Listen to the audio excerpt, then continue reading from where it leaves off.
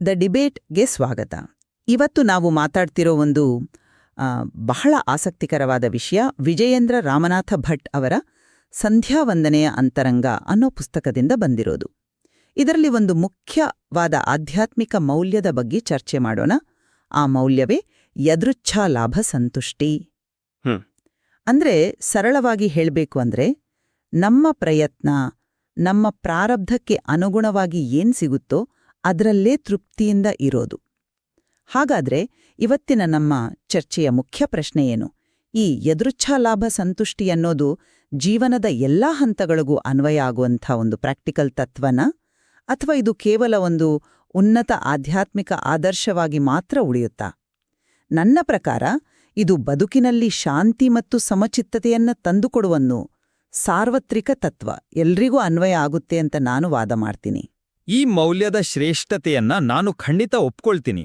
ಆದರೆ ಇದನ್ನ ಪ್ರಾಯೋಗಿಕವಾಗಿ ಪ್ರಾಕ್ಟಿಕಲ್ ಆಗಿ ಅಳವಡಿಸ್ಕೊಳ್ಳೋದು ಅಷ್ಟು ಸುಲಭವಲ್ಲ.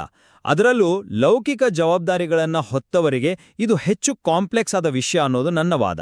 ನೋಡಿ, ನಂಗೆ ಅನ್ಸೋ ಪ್ರಕಾರ ಯದೃಚ್ಛ ಲಾಭ ಸಂತುಷ್ಟಿ ಅಂದ್ರೆ ಸೋಮಾರಿತನದಿಂದ ಸುಮ್ಮನೆ ಕೂರೋದು ಅಂತ ಖಂಡಿತ ಅಲ್ಲ.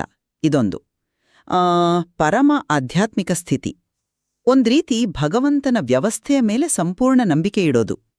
ಈ ವಿಷಯಕ್ಕೆ ನಮ್ಮ ಈಶಾವಾಸ್ಯೋಪನಿಷತ್ತಲ್ಲಿ ಒಂದು ಅದ್ಭುತವಾದ ಮಾರ್ಗದರ್ಶನ ಇದೆ. ಅದು ಹೇಳುತ್ತೆ, ತೇನ ತ್ಯಕ್ತೇನ ಭುಂಜೀಥ ಮಾಗೃಧಃ ಕಸ್ಯ ಸ್ವಿಧನಂ. ಸರಿ. ಇದರರ್ಥ ತ್ಯಾಗ ಭಾವದಿಂದ ಅನುಭವಿಸು, ಬೇರೆಯವರ ಸಂಪತ್ತಿಗೆ ಆಸೆ ಪಡಬೇಡ ಅಂತ. ಇಲ್ಲಿ ತ್ಯಾಗ ಅಂದ್ರೆ ಫಲದ ಮೇಲಿನ ಅತಿಯಾದ ವ್ಯಾಮೋಹವನ್ನು ಬಿಡೋದು. ಇದು ನೇರವಾಗಿ ನಮ್ಮ ಚರ್ಚೆಗೆ ಸಂಬಂಧಪಟ್ಟಿದ್ದು. ಯಾರು ಈ ರೀತಿ ಇರ್ತಾರೋ ಅವರಿಗೆ ಜೀವನದಲ್ಲಿ ಒಂದು ಸ್ಥಿರತೆ, ಒಂದು ಶಾಂತಿ ಸಿಗುತ್ತೆ. ಅಷ್ಟೇ ಅಲ್ಲ, ಶ್ರೀಮದ್ ಭಾಗವತದಲ್ಲಿ ಶ್ರೀಕೃಷ್ಣನೇ ಇಂಥ ಮೌಲ್ಯ ಪಾಲಿಸುವ ಬ್ರಾಹ್ಮಣರಿಗೆ ನಮಸ್ಕರಿಸ್ತಾನೆ ಅಂತಾನೂ ಹೇಳಲಾಗಿದೆ. ಅಂದ್ರೆ ಇದು ಎಂತಹ ಉನ್ನತ ಸ್ಥಿತಿ ಅನ್ನೋದನ್ನ ನಾವು ಅರ್ಥ ಮಾಡ್ಕೊಳ್ಬಹುದು. ನೀವು ಹೇಳಿದ ಆಧ್ಯಾತ್ಮಿಕ ಮಹತ್ವದ ಬಗ್ಗೆ ನನಗೆ ಎರಡು ಮಾತಿಲ್ಲ, ಖಂಡಿತ. ಆದರೆ ನನ್ನ ಮೂಲ ಪ್ರಶ್ನೆ ಇರೋದೇ ಅದರ ಪ್ರಾಯೋಗಿಕತೆಯ ಬಗ್ಗೆ. ನಾವು ಸಿದ್ಧಾಂತದ ಮಟ್ಟದಲ್ಲಿ ಮಾತಾಡ್ತಿಲ್ಲ, ದೈನಂದಿನ ಬದುಕಿನ ಬಗ್ಗೆ ಮಾತಾಡ್ತಿದ್ದೀವಿ ಅಲ್ವಾ? ಇದೇ ಗ್ರಂಥದಲ್ಲಿ ಜೀವನದ 4 ಆಶ್ರಮಗಳ ಬಗ್ಗೆ, ಬ್ರಹ್ಮಚರ್ಯ, ಗೃಹಸ್ಥ, ವಾನಪ್ರಸ್ಥ, ಸನ್ಯಾಸದ ಬಗ್ಗೆ ಹೇಳಲಾಗಿದೆ. ಗೃಹಸ್ಥನ ಕರ್ತವ್ಯ ಏನು? ಧರ್ಮ ಮಾರ್ಗದಿಂದ ಸಂಪಾದನೆ ಮಾಡಿ ತನ್ನ ಕುಟುಂಬವನ್ನ ಪೋಷಿಸೋದು. ಹೌದು, ಸರಿ. ಹಾಗಾದ್ರೆ ಒಂದು ಉದಾಹರಣೆ ತಗೊಳ್ಳೋಣ. ಒಬ್ಬ ತಂದೆ ತನ್ನ ಮಗಳಿಗೆ ಒಳ್ಳೆ ಶಿಕ್ಷಣ ಕೊಡಿಸಬೇಕು ಅಂತ ಬಯಸ್ತಾನೆ. ಅದಕ್ಕಾಗಿ ಹೆಚ್ಚು ಶ್ರಮಪಟ್ಟು ದುಡಿತಾನೆ. ಬಂದದ್ದಷ್ಟೇ ಸಾಕು ದೈವೇಚ್ಛೆ ಅಂತ ಅವನು ಸುಮ್ಮನಾದ್ರೆ ಅದು ಅವನ ಕರ್ತವ್ಯ ಲೋಪ ಆದ ಹಾಗೆ ಅಲ್ವಾ? ಇಲ್ಲಿ ಸಂತುಷ್ಟಿ ಅನ್ನೋದು ಜವಾಬ್ದಾರಿಗೆ ಅಡ್ಡ ಬರ್ತಿರೋ ಹಾಗೆ ಕಾಣಿಸ್ತಿಲ್ವಾ? ಬಹುಶಃ ಈ ತತ್ವ ವಾನಪ್ರಸ್ಥದಲ್ಲಿ ಅಥವಾ ಸನ್ಯಾಸಾಶ್ರಮದಲ್ಲಿ ಇರೋರಿಗೆ ಹೆಚ್ಚು ಸೂಕ್ತವೇನೋ. ಆಮೇಲೆ ಸಂಸಾರದ ಜವಾಬ್ದಾರಿ ಹೊತ್ತವನಿಗೆ ಇದು ಹೇಗೆ ಸಾಧ್ಯ? ಇದು ಬಹಳ ಮುಖ್ಯವಾದ ಪ್ರಶ್ನೆ.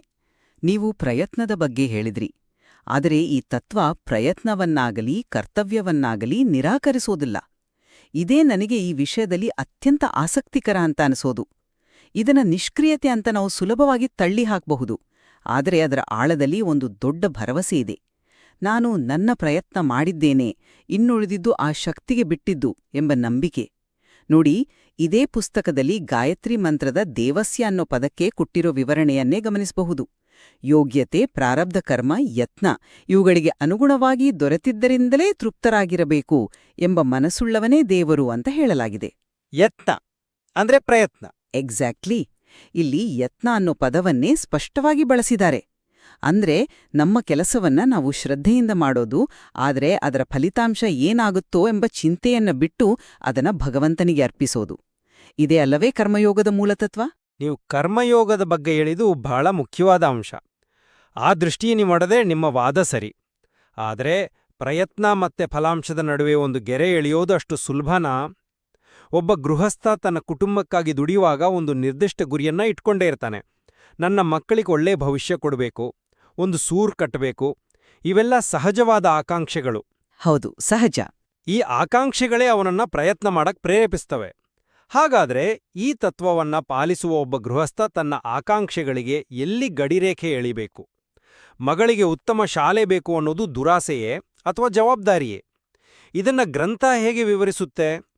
ಭರ್ಗಃ ಅನ್ನೋ ಪದದ ವಿವರಣೆಯಲ್ಲಿ ಯೋಗಕ್ಷೇಮವನ್ನು ಭಗವಂತನೇ ನಡೆಸ್ತಾನೆ ಅನ್ನೋ ನಂಬಿಕೆ ಇಡಬೇಕು ಅಂತ ಹೇಳಲಾಗಿದೆ. ಇದು ಕೇಳಲಿಕ್ಕೆ ಚೆನ್ನಾಗಿದೆ, ಆದ್ರೆ ಇದು ಮನುಷ್ಯನನ್ನ ತನ್ನ ಜವಾಬ್ದಾರಿಗಳಿಂದ ವಿಮುಖನನ್ನಾಗಿ ಮಾಡುವ ಅಪಾಯ ಇದೆಯಲ್ವೇ? ಖಂಡಿತ ಇಲ್ಲ. ನಾನು ಇದನ್ನ ಜವಾಬ್ದಾರಿಯಿಂದ ವಿಮುಖನಾಗೋದು ಅಂತ ನೋಡಲ್ಲ, ಬದಲಿಗೆ ಇದೊಂದು ಉನ್ನತ ಅರಿವಿನ ಸ್ಥಿತಿ ಅಂತ ನೋಡ್ತೀನಿ. ನೀವು ಅದನ್ನ ನಿಷ್ಕ್ರಿಯತೆ ಅಂತ ನೋಡಿದ್ರೆ ನಾನದನ್ನ ಭರವಸೆಯ ಕ್ರಿಯೆ ಅಂತ ನೋಡ್ತೀನಿ.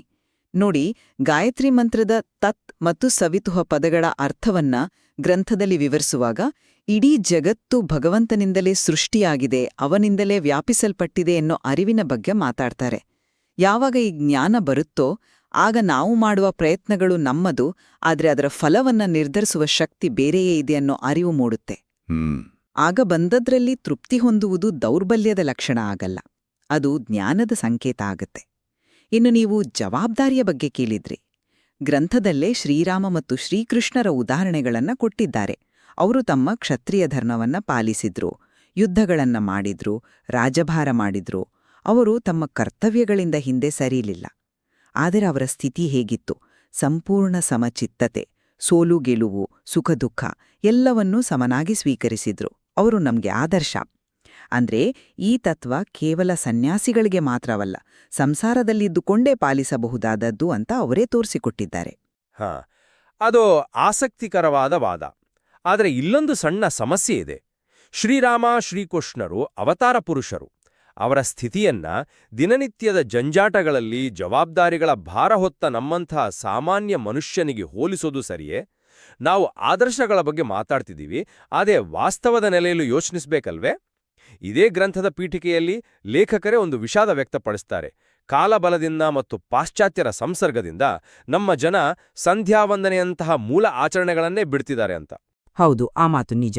ಇಂಥ ಒಂದು ಸನ್ನಿವೇಶದಲ್ಲಿ ಯದೃಚ್ಛ ಲಾಭ ಸಂತುಷ್ಟಿ ಎಂಥ ಅತ್ಯಂತ ಕಠಿಣವಾದ ಮತ್ತು ಉನ್ನತವಾದ ಆದರ್ಶವನ್ನ ಜನರ ಮುಂದಿಟ್ರೆ ಏನಾಗಬಹುದು?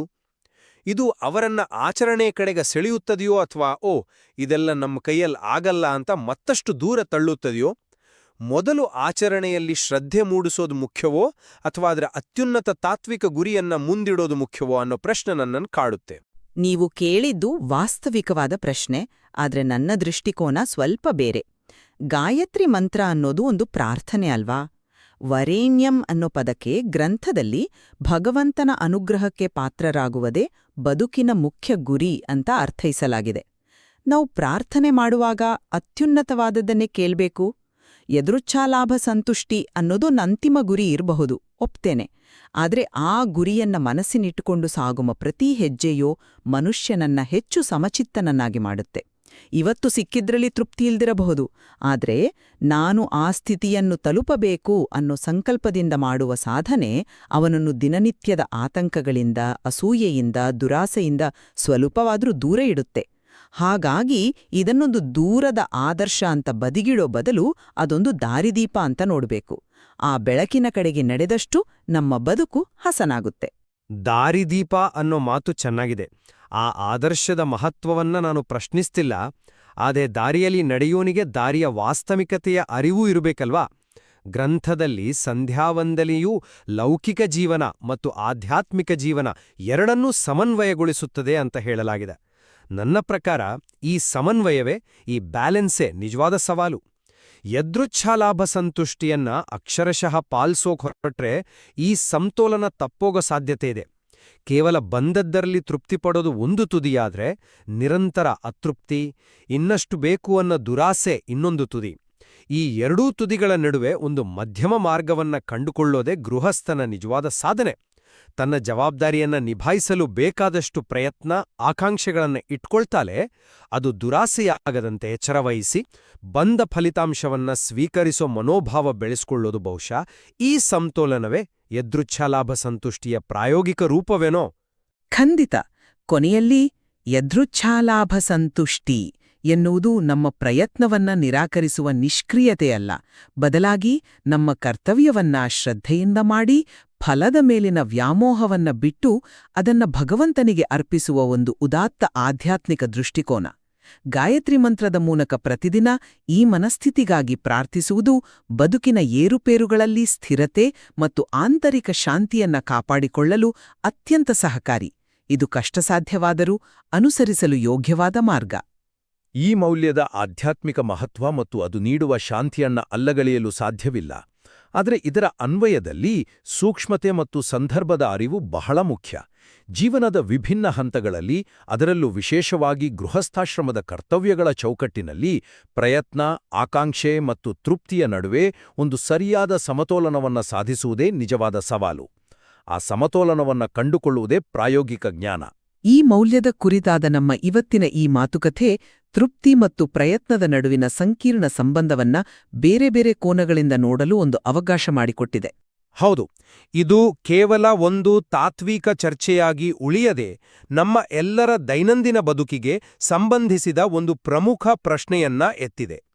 ಈ ವಿಷಯದ ಕುರಿತು ಇನ್ನಷ್ಟು ಆಳವಾದ ಒಳನೋಟಗಳು ಮತ್ತು ವಿಶ್ಲೇಷಣೆಯನ್ನ ಮೂಲ ಗ್ರಂಥವಾದ ಸಂಧ್ಯಾವಂದನೆಯ ಅಂತರಂಗದಲ್ಲಿ ಓದುಗರು ಖಂಡಿತ ಕಾಣಬಹುದು.